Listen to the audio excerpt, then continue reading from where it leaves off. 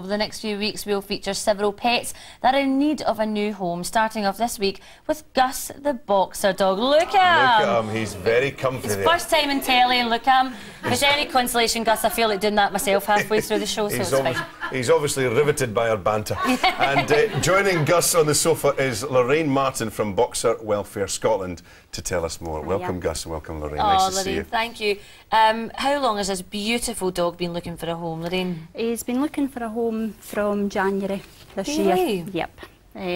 He did go out to a home for a few weeks, but he's got behavioural problems. He's unpredictable with other dogs, and he came back into us. Okay, you would never know what to look at. No. He's been absolutely an angel since he... No behavioural problems here. No. He's completely chilled out. So you're closely associated, Lorraine, with Boxer Welfare Scotland. First of all, can you tell us a little bit about the work that Boxer Welfare Scotland does, and why do we need such an organisation in this country? Well, Boxer Welfare Scotland was started in 2005 by Lorraine Cummins, and it's just people get boxers and they don't know what they're taking on. They think that they're going to settle down after a couple of years, but boxers are boisterous, they're in-your-face dogs, they need human company, and people can't deal with that and hand them into us. But I think it's important we dispel the myths about boxers, because an awful lot of people just hear the word and they think, no, they're big, ferocious dogs. But I mean, just looking at Gus right now, that's not the case at all.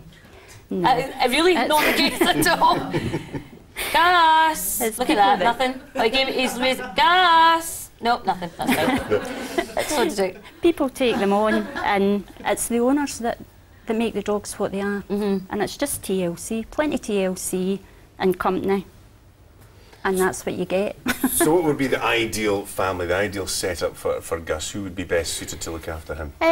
Probably a family with older kids and a family that's experienced with boxers. He needs somebody that's able to deal with him and manage him, teach him some manners. That would be important. And you don't just literally hand over Gus at the end of a phone call. There is a process that you have to follow. We do home checks to make sure that the family's suitable for the dogs. And the dog's suitable for the family. We do follow-ups. And I suppose a big garden's going to be necessary, because I suppose a dog... I mean, how old is Gus? Gus is 4. I mean, still a very young dog. He's going to need plenty of exercise. Yeah. You know, to get out and about. Can't be cooped up in the house all day. No, no, definitely no. A big garden's...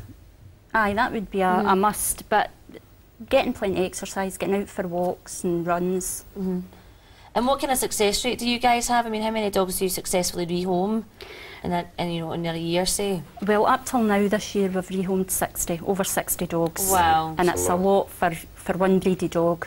And what if, if these dogs aren't rehoused, what would happen to them? They'll stay with us until they get rehomed. I've had a couple of fosters in with me, and they've become permanent residents in my house. That must be the temptation, though, isn't it? So you can actually foster a dog? How does that work? Just the exact same? Again, you've got to fill in an application form if you've had boxer experience.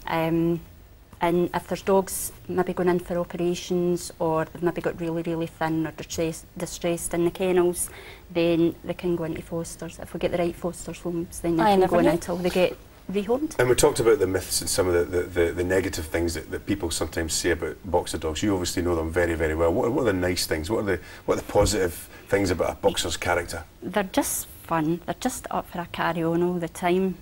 We can see that in Gus there, yeah, I really can. He's had enough. He's doing an awful lot to sell the boxers fun, you know. But they are really in-your-face dogs that they do need a lot of exercise. and apart from liking to sleep on the couch, what have you got to love about Gus? What's his strong points? He's just brilliant. He loves loads of cuddles and walks really good on the leads, and he's just a lovely boy. He's just really nice. Well, do you know something that says an awful lot? 'Cause we've done an awful lot of pets in the hour, and there's a busy studio here with lots of cameras, and nothing phases him. So as far as he's really well mannered and just a lovely dog. Completely chill. Well, we hope that Gus gets himself sorted out with a nice new home soon. And yeah, good luck with that. Thank you very much, Lorraine. Thanks a lot. Thank you to Gus. Not that you're bothering Gus, but that's fine, okay. I think he's here for the duration. Yes, he's moving. All right, if you want more information on Gus, you can go to our website. What a beautiful dog. stv.tv/the hour, and just simply follow the links. Now, all this week we've been showing